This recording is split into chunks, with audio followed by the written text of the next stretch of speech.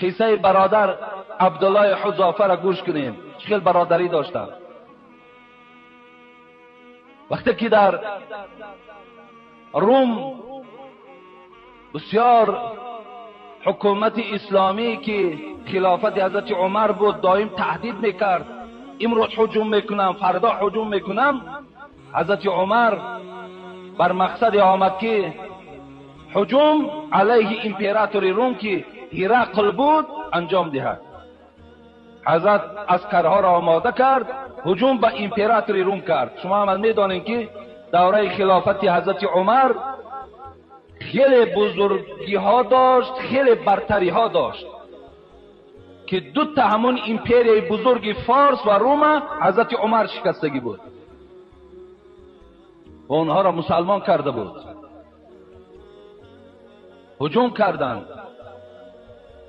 وقتی به پایتخت این هرقل که امپراتور روم بود نزدیک شدند، عسکرهای هرقل چند نفر اسیر گرفتند. از آن جمله در بینشان میگوید عبدالله فرزند حذافه هم بود. اونا را میگوید به قصر امپراتور روم بردند. اونا تعجب داشتند اون زمان که کنیم این مسلمان ها را بینیم تا چه اندازه غیرت دارند، اینا چی میخواهند، چگونه دین باشد. وقتی در قصر وارد شدند، عبدالله حذافه را چی گفت؟ امپراتور روم هرقل عبدالله گفت اگر تو دین محمد را ترک سازی، در پیش تمام همین کارگرای خود وعده میدهم که نصف دولت ما برای تو نصیب میگردانم. از دین محمد پس گرد، دین نصرانی را قبول کن. شاید نصف دولت هرقل چند میلیارد دلار میشد و این $100 و $500 که امروز بعضی از مردم ما و شما را نصرانی میکنن، بعضیش شیعه میکنن، بعضیش دیگر گروه های زرخریدی که در عقیده و در پایبند خودشان میکنن و $400 و $500 و $1000. اگر نصف دولت هرقل حساب کنی چند میلیارد دلار میشد. عبدالله در پیشنهادش کرد، در پیش تمام کارگران گفت وعده میدهم، این وعده من خلاف نیست، دین نصرانیت قبول کن، از دین محمد پس گرد. عبدالله گفتن قسم به نام آن پروردگاری که همون محمد به پیغمبری روان کرده است، اگر همین تخت شاهی تا برای من نصیب گردانی قبول ندارم. تخت شاهی تا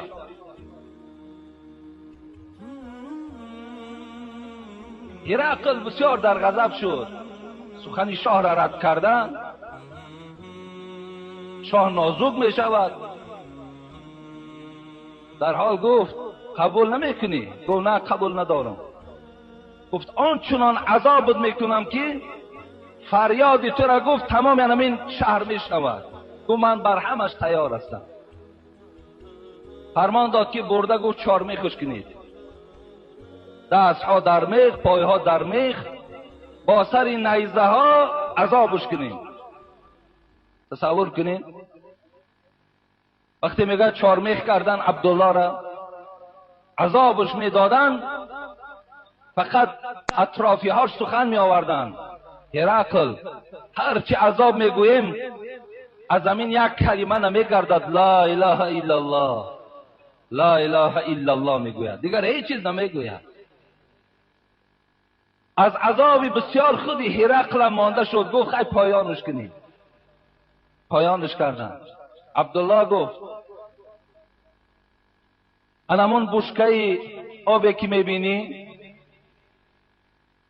انمون بشکه آبی که میبینی، گفت حرارتش چند هزار گرادوس گرم است، در داخلش آب میجوشد.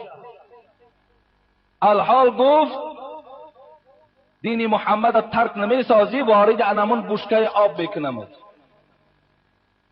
وقتی این سخن میگوید هرقل گفت عبدالله قدم زنان خودش به راستی بشکه را رفت. و میگه در گریه شد. هرقل حس کرد که عبدالله ترسید که گریه دارد. گو گریه بهر چیست؟ گو گریه بهر این است که به خدا قسم از مرگ نمی ترسم، فقط از خداوند خواهان او هستم که عبدالله یک جان دارد، تا که 100 جان میداد که این عذاب در راه خدا را میچشید. 100 جان میداشتم که این عذاب میچشیدم. هرقل این جسارت و غیرت که صادقانه بود حس میکرد، فهمید که عبدالله نمیترسد. گو و یک زندان را بریم پرتاین. گو من این کاری میکنم که از دین محمد پس میگردم.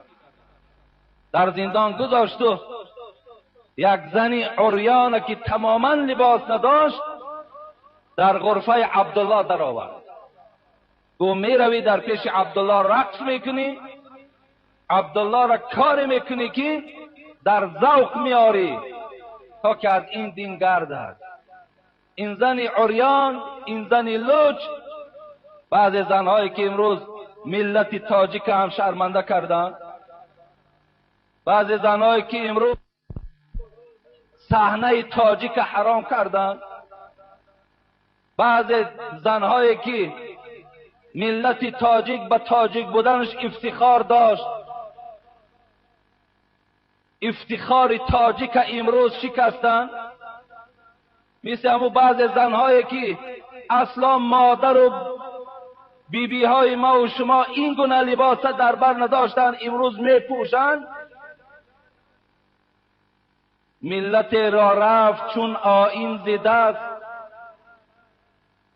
ملت را رفت چون آیین زده است، مثل خاک اجزای او در هم شکست. هر ملتی که لباس خودشه، آیین خودشه، دین خودشه که گم کرد، مثل خاکی که پاره پاره می شود، همون ملت گم می شود.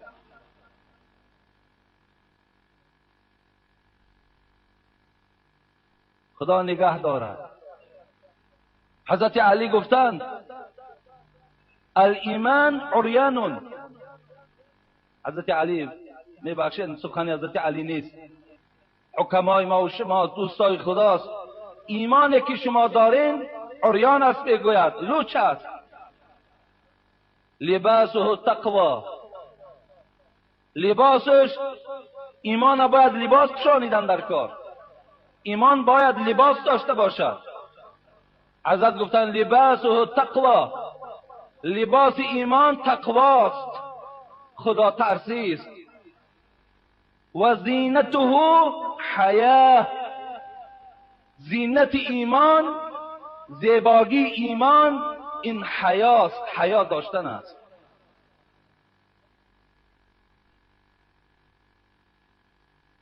اگر همون زنهایی که در همین احوال امروز روبرو هستند پرسی میگد بله من ایماندار هستم، من مسلمان هستم، خیلی بدبختی است در مردم تاجیک ما، در ملت تاجیک ما.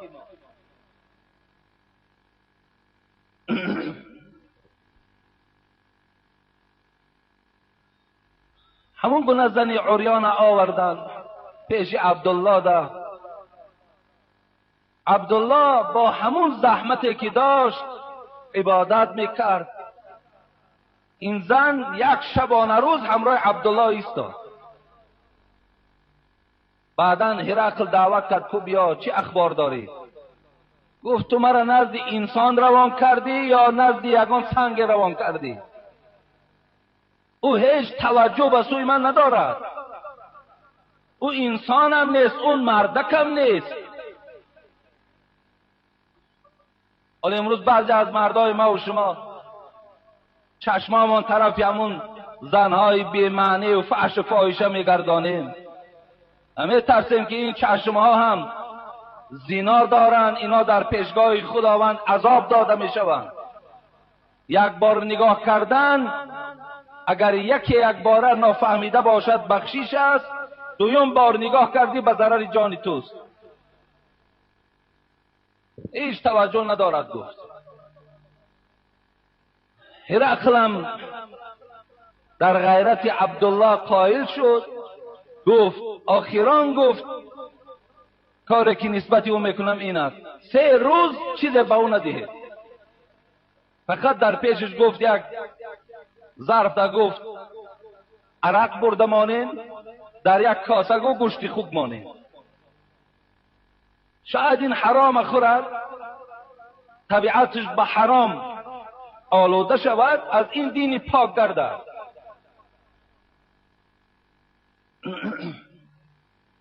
سه روز حضرت عبدالله در ذکر بودند، توجه هم نکردن نه به آبش نه به گوشت. 3 روز بعد می آیند گوشت همون زیل، آب همون زیل ایستادگی است. هرقل گفت من دیگر در تو گفت هیچ بها دادنی نیستم. تو اصلا مسلمان بوده ای، تو اصلا در دینت چی بوده ای؟ در دینت 100% قایم بوده ای. تو را دنیا فریفته نکرد. زیرا حضرت عبدالله میدانست آیات ها را از سوره عنکبوت خوانده بود، و ما هذه الحیات الدنیا لهو و لعیب و این الدار الاخرة لهی الحیوان لو كانوا یعلمون. میدانست که خداوند گفته بود ای مردم این حیاتی که برای شما بخشیدم این بازی است و بازیچه است و بیهوده است. حیات شیرین، حیات بردوام آخرت است اگر شما میفهمیده باشید. حبیب خدا دعا میکردن اللهم لا عیش الا عیش الاخره. خدایا من در همین دنیا هیچ عیش ندیدم، هیچ راحت ندیدم. میدانیم که عیش و راحت در آخرت است. عبدالله میدانست که با پول او را خریده نمی شود، زیرا از پیغمبر خدا شنیده بود تعیس عبد الدرهم و الدینار و القطیفه و الخمیسه این اعطی رضی و این لم یعط لم یرضا. این حدیث ترمذی است. حبیب خدا گفته بود هلاک شود آن امتانی که پایبند درهم و دینار هستند. هلاک شود آن گونه مسلمانی که او را با پول و با تنگ خریده شود.